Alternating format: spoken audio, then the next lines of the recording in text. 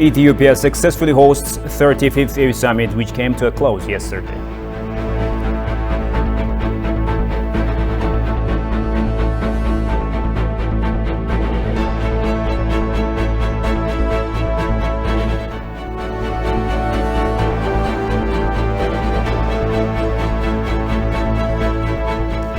Greetings everyone and a very warm welcome to Addis News Hour with the news. I'm Shifarao Laka. Would you stay with us?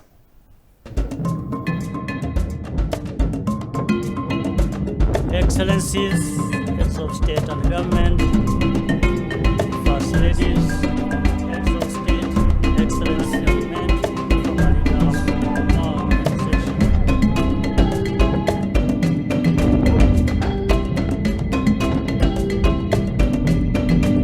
The government, excellencies,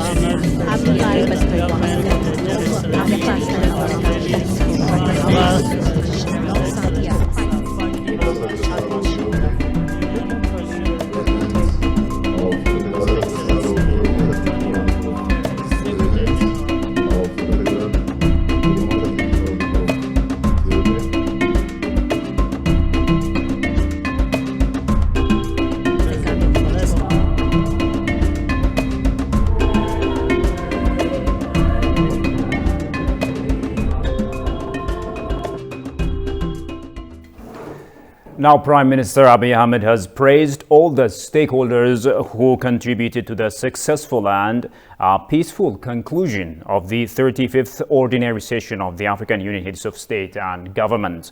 In a message he conveyed yesterday, the Prime Minister said that this year's summit was fruitful with decisions that benefited, quote-unquote, our continent and, above all, strengthening brotherly partnership. According to him, many have strived for the successful conference, including the security forces, who have done their part to ensure the guests stay safe at their second home, Addis Ababa. The efforts of the Addis Ababa city administration, the patience and cooperation of the residents of the city, and the efforts of the hotels and service providers to treat the guests in an Ethiopian manner are commendable, Abiy further noted. The coordination of media professionals to make the conference accessible to their audience was effective, he commended. He also appreciated the leaders of the African continent who had decided to hold the summit in Addis Ababa. Following the decision of the heads of state and government to convene this year's African Union Summit here in Addis Ababa, the session was successfully concluded as planned with the spirit of the fraternal partnership. Since true friendship is measured during hard times, the Prime Minister thanked African brothers and sisters for their unwavering support and solidarity in critical times when Ethiopia was facing during the past year.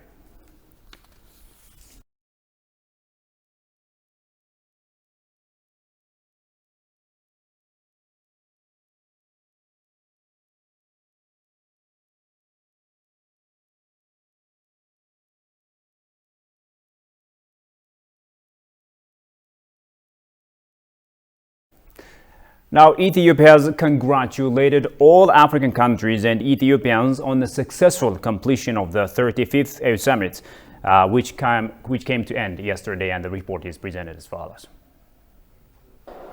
The 35th AU Summit has come to a close today, that's Sunday.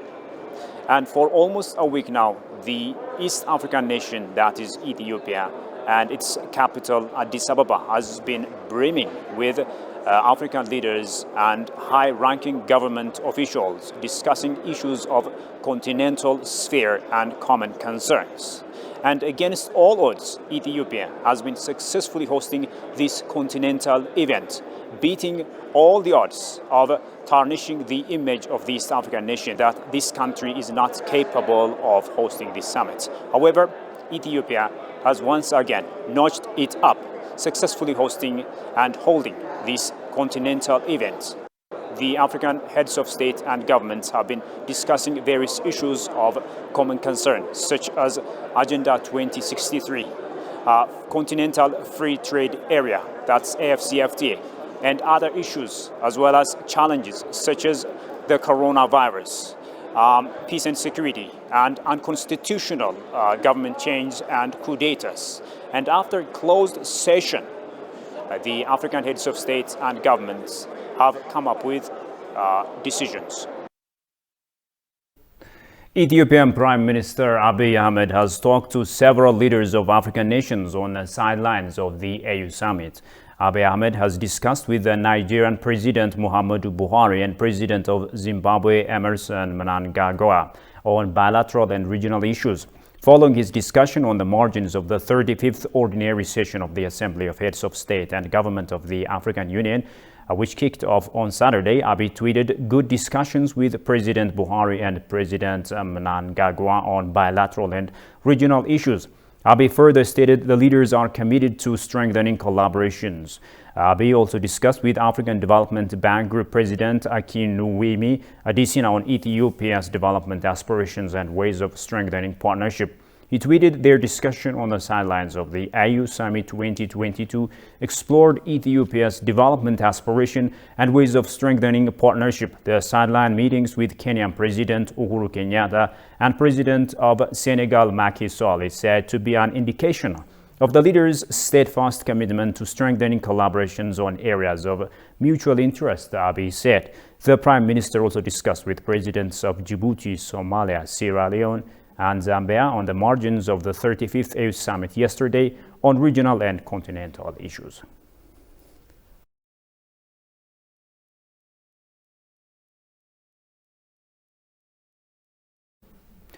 Moving on, intra-Africa tourism development can serve as an engine for cultural exchange, understanding, economic growth, and collaboration among African tourism destinations. This is a remark made by Ethiopian Prime Minister Abiy Ahmed on Saturday night during a dinner ceremony arranged for AU leaders and diplomats taking part in the 35th AU session. Jerusalem Bezia brings us up to speed. At the event held yesterday night at the Friendship Square in honor of African heads of state and government, as well as their delegations attending the 35th Ordinary Session of the AU Assembly, Prime Minister Abiy highlighted Ethiopia's commitment in hugely investing on tourism. In this regard, Friendship Square and Otto Park Riverside projects, Dine for Nation projects are testimonies of the country's tourism development aspirations, the Premier said. We are gathered tonight in this earthly paradise that is Friendship Square, which signals a prosperous future that all Africans are deserving of. Built in a short one-year period, as part of the large beautifying Shaggar project aimed at treating the rivers of Addis Ababa, developing riverside economies, and opening up green space in the heart of the city.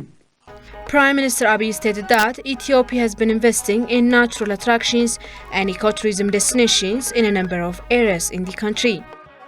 Friendship Square is the epitome of our urban tourism development aspirations.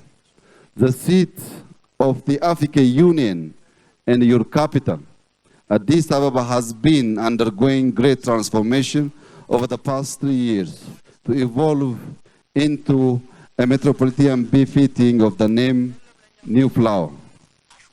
Further into the money arteries of the nation, we have been capitalizing on natural endowments to develop ecotourism destination in different parts of the country. Abiy also urged the leaders to stimulate the continent's tourism, which has been strongly hit by COVID-19 pandemic. This is fundamental to catalyze inter-Africa tourism and cultural exchange and economic integration of the continent.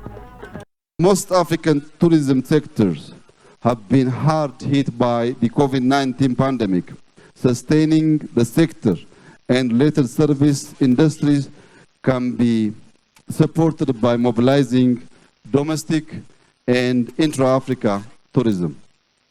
There is great opportunity in intra-Africa tourism to be catalyzed for cultural exchange, understanding, economic integration, and to grow collaboration between African destinations. The Premier further expressed his gratitude to those African delegations that have arrived in Addis Ababa for the 2022 AU Summit, and he reiterated that Ethiopia always welcomes them warmly.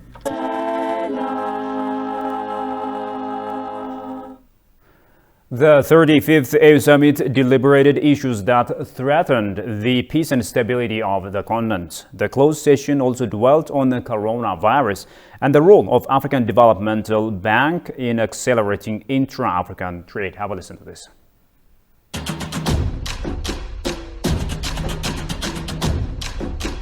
The Ethiopian Ministry of Foreign Affairs briefed media Sunday on various agendas of AU's closed sessions. According to the ministry, the assembly discussed the economic impacts of the COVID-19 pandemic and recovery strategies, including plans to increase vaccine production and the vaccination rate in the continent. There was a discussion.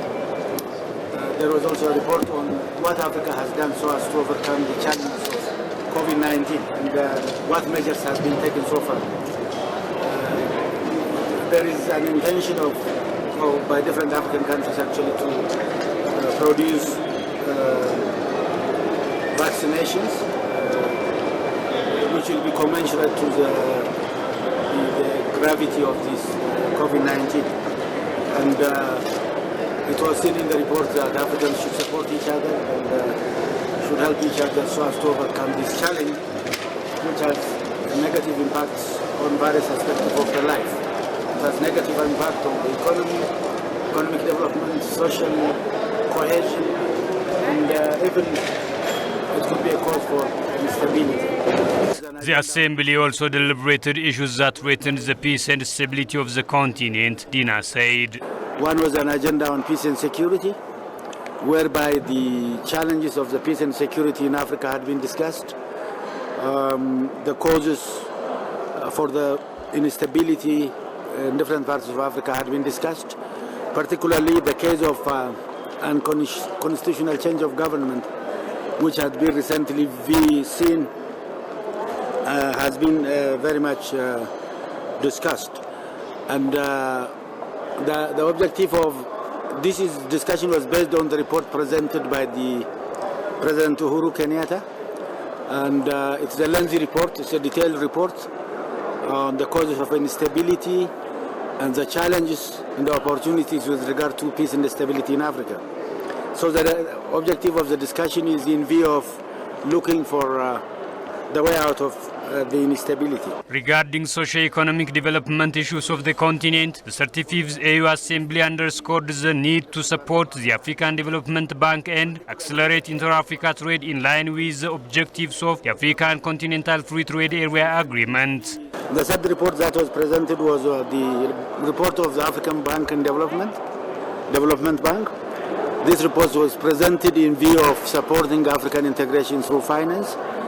The need for getting finance, for accumulating finance for African integration is imminent, and definitely that report has been also discussed in view of this objective. The 35th Ordinary Session of the Assembly of Heads of State and Government of the African Union decided about different continental issues and get ended. The African Union warns that it has zero tolerance to any attempts of military takeover on the continent. African Union heads of state have condemned the resurgence of unconstitutional government change on the continent. Goshuma Lizal reports.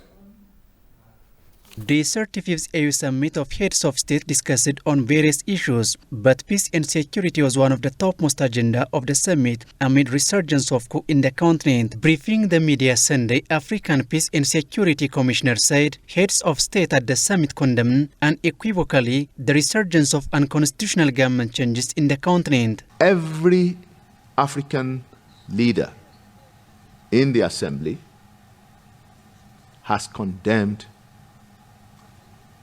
unequivocally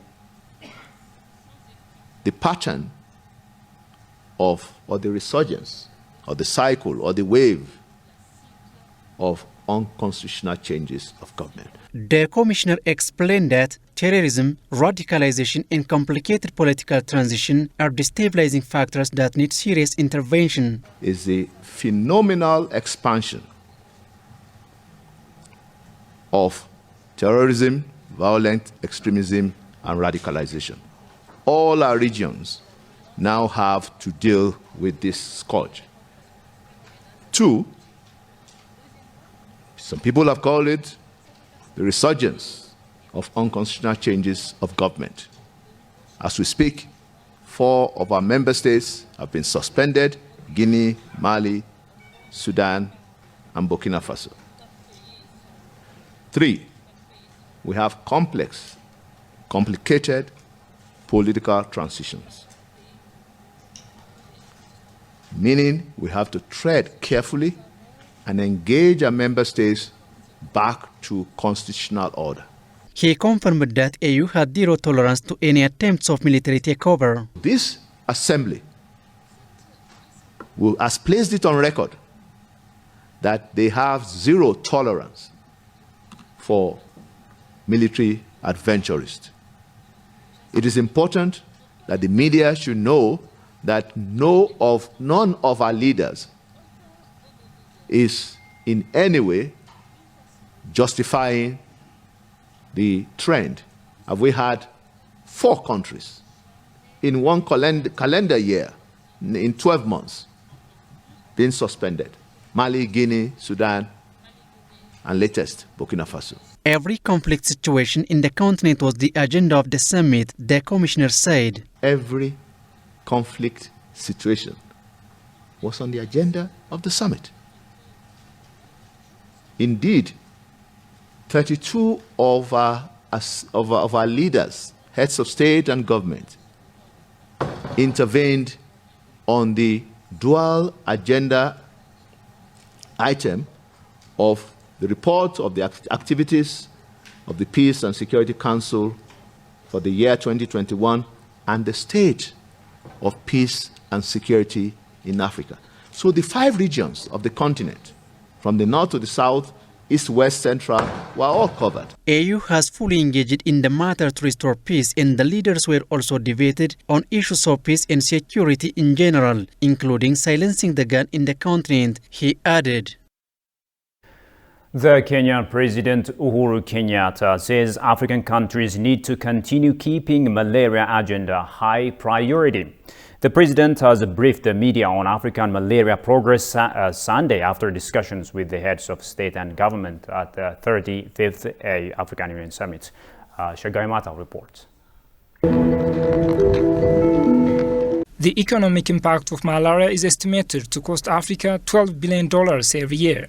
This figure factors in costs of healthcare, absenteeism, days lost in education, decreased productivity due to brain damage from cerebral malaria, and loss of investment and tourism.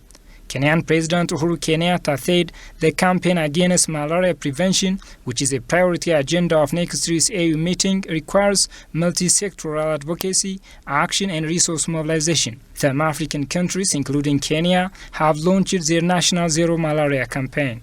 Their countries have mobilized significant resource in kind support for the fight against malaria in 2021. Kenyatta said African countries' economic communities continued to keep malaria high on their regional agenda, and they are also deploying new mosquito nets to fight against malaria. With respect to regional coordination, it is notable that our regional economic communities continue to keep malaria high on their regional agenda. Countries are enhancing cross-border collaboration and coordination, and the regional economic communities have mainstreamed the agenda for the war against malaria, including at heads of state, ministerial, as well as technical level. With respect to life-saving commodities, it is notable that countries are now deploying new mosquito nets and insecticides to address the threat of insecticide resistance. Sustaining malaria is another essential health service for African countries to scale up financial resources to fight against the disease, the president added. Sustaining malaria and another essential health service requires all of us to scale up financial resources.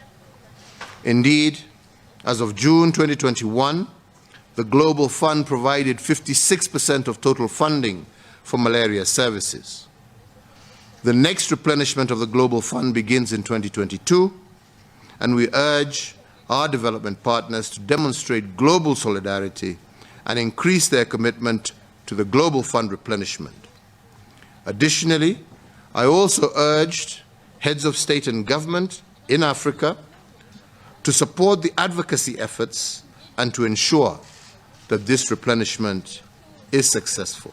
He concluded his report by saying that the war against malaria will be conquered and eradicated when African countries work together. I think it is important to underscore that the war against malaria will be won by all of us working together.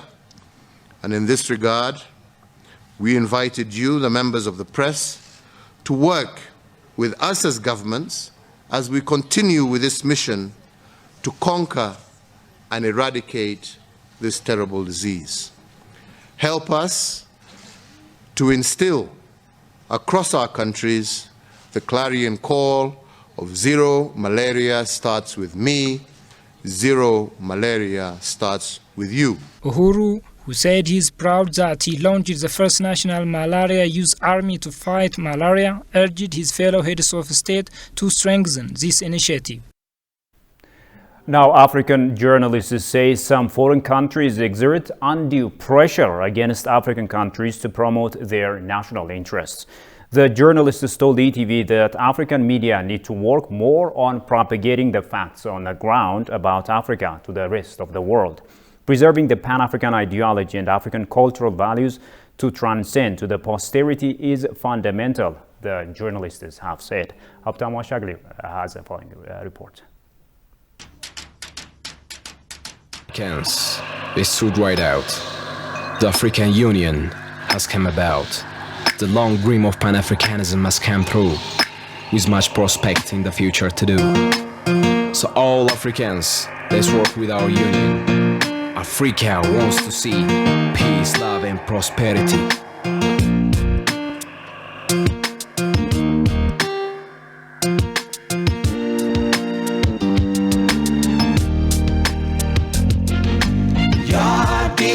አስተሳሰብ የአዲስ ቃና ብስራት ታጥናፋጥናፍናኝ የአፍሪካችን ህብረት የአዲስ አስተሳሰብ የአዲስ ቃና ብስራት ታጥናፋጥናፍናኝ የአፍሪካችን ህብረት በልጆችሽ በዜጎችሽ ህልማቸው ተፈታ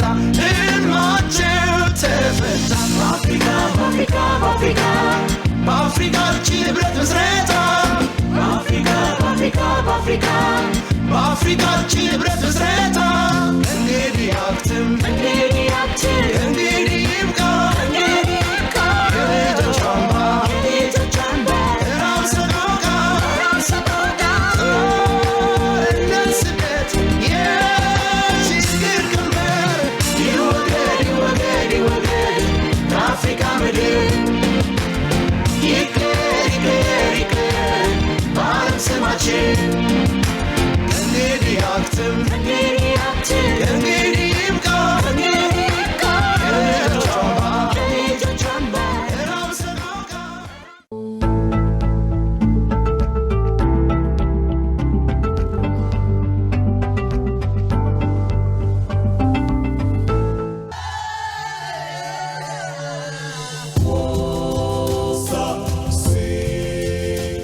Colorful Cape Town is one of the most multiracial cities in the world. The city sits on South Africa's Cape Peninsula, where the waters of the Atlantic and Indian Oceans converge, and spectacular mountains tumble towards the sea.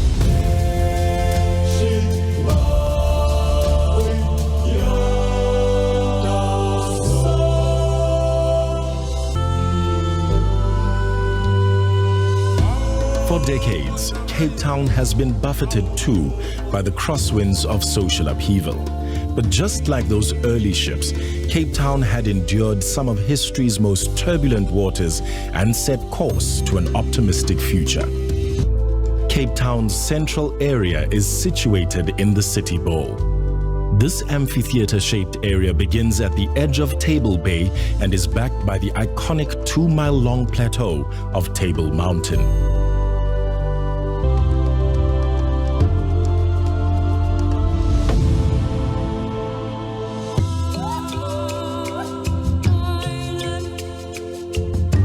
Post-apartheid South Africa is often called the Rainbow Nation, and like a pot of gold at the end of that rainbow, diversity, transformation, and creativity shines out from the city's downtown streets, from its businesses, from its very walls.